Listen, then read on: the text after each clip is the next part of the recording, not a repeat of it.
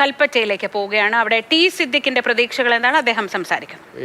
6:45 അപ്പോൾ അതിനിടയിൽ ബൂത്തുകളിലൂടെ outer ബൂത്തും inner ബൂത്തും പരമാവധി കവർ ചെയ്യാനുള്ള ശ്രമം നടത്തി.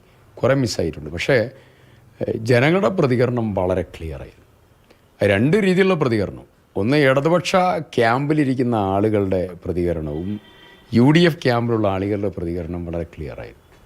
അത് ഒരു വിസിബിളായിട്ടുള്ള UDF അനുകൂലമായിട്ടുള്ള വേവും ഒരു ഡിസിഷനും ജനം എടുത്തു എന്നുള്ളതിൻ്റെ റിഫ്ലക്ഷനാണ് ഇന്നലെ വോട്ടിംഗ് ദിവസം കണ്ടിട്ടുള്ള ഏറ്റവും പ്രധാനപ്പെട്ട കാര്യം.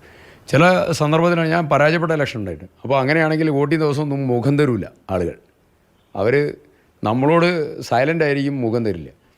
അത് പറയും വളരെ റിയാക്റ്റീവായിരുന്നു, പോസിറ്റീവ് റിയാക്ഷൻ. ഒരു ഭൂരിപക്ഷം പറയാനുള്ളൊരു എത്ര എന്നുള്ളൊരു അത് ഒരു ശരിയല്ല എന്നുള്ളത് തോന്നുന്നു. പക്ഷെ നല്ല ഭൂരിപക്ഷത്തിന് കൽപ്പറ്റയിൽ നിന്ന് ജയിക്കും.